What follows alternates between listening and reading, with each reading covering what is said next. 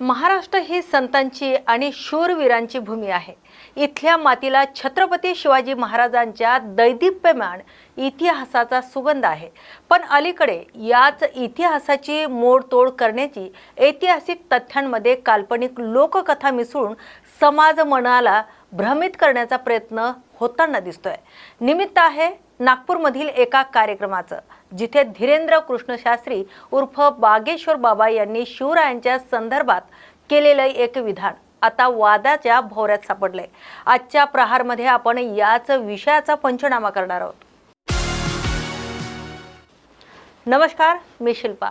News Marathi 24/7 च्या प्रहारमध्ये आपल्या सर्वांचं स्वागत। छत्रपती शिवाजी महाराजांचं केवळ नाव घेतलं तरी अंगावर रोमांच उभे राहतात। महाराष्ट्राचं आराध्य दैवत आणि अवघ्या देशाची अस्मिता असलेल्या शिवरायांबद्दल वादग्रस्त विधान करणं बागेश्वर धामचे प्रमुख धीरेंद्र शास्त्री यांना चांगलंच महागात पडताना दिसतंय। महाराजांच्या संदर्भातील एका विधानामुळे संपूर्ण महाराष्ट्रात संतापाची लाट उसळली। राजकीय आणि सामाजिक वातावरण चांगलंच तापलंय। नेमकं काय आहे हे प्रकरण आणि का होतो इतका निषेध, पाहूया या विशेष अहवालात। 24 एप्रिल 2026 नागपूरचं नॅशनल कॅन्सर इन्स्टिट्यूट परिसर निमित्त होतं आबाजी थत्ते सेवा आणि अनुसंधान संस्था आयोजित भारत दुर्गा शिलान्यास कार्यक्रमाचं हा सोहळा अत्यंत भव्य होता। व्यासपीठावर राज्याचे मुख्यमंत्री देवेंद्र फडणवीस, केंद्रीय मंत्री नितीन गडकरी आणि RSSचे सरसंघचालक मोहन भागवत यांच्यासारखे दिग्गज नेते उपस्थित होते। हजारो नागरिकांच्या साक्षीने हा शिलान्यास पार पडला आणि त्यानंतर सुरू झाली धर्मसभा। याच धर्मसभेत बागेश्वर बाबांना निमंत्रित करण्यात आलं होतं।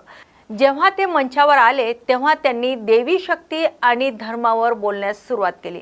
पण बोलता बोलता त्यांनी शिवरायांच्या आणि समर्थ रामदास स्वामींच्या संदर्भात अशी एक कथा सांगितली ज्याने इतिहासकार आणि शिवप्रेमींच्या भुवया उंचावल्यात।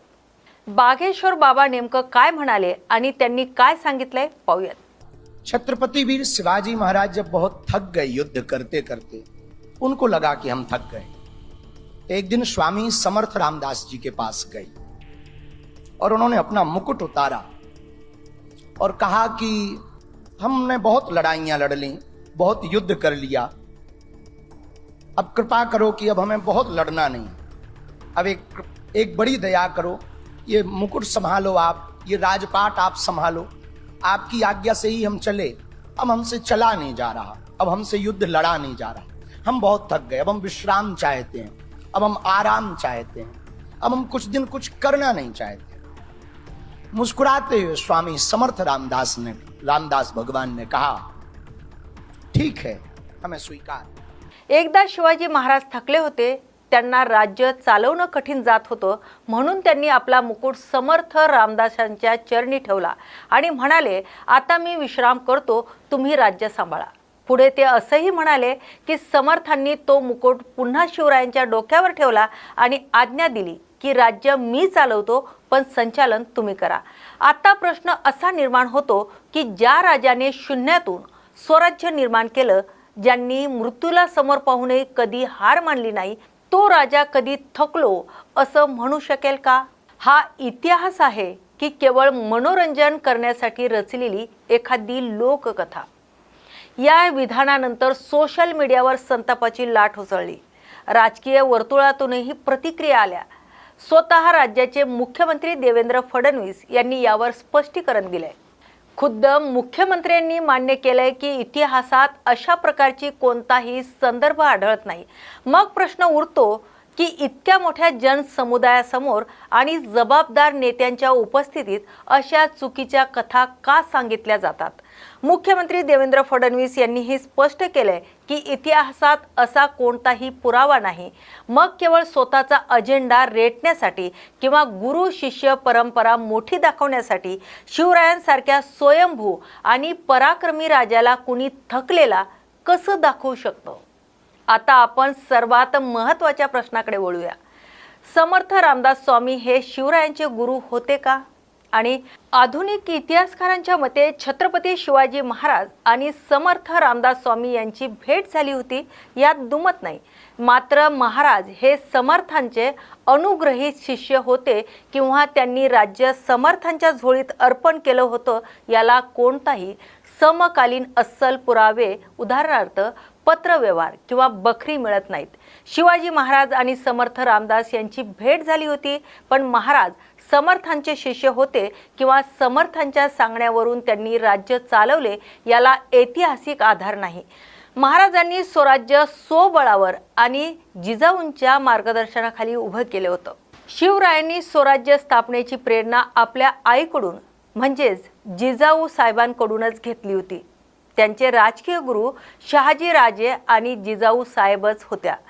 समर्थ रामदास हे महाराजांचे समकालीन एक महान संत होते, ज्यांनी आनंदवन भवनीच्या माध्यमातून स्वराज्याचं कौतुक केलं, पण प्रशासकीय निर्णयामध्ये त्यांचा हस्तक्षेप असल्याचा पुरावा नाही.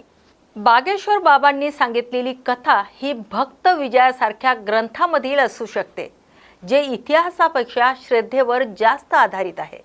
पण इतिहास हा पुराव्यांवर चालतो, कल्पनेवर नाही. आज प्रहारच्या माध्यमातून आम्हाला काही रोखठोक प्रश्न विचारायचे. पहिला प्रश्न म्हणजे धार्मिक प्रवचनकारांनी इतिहास सांगताना तो पुराव्यासह का सांगू नये?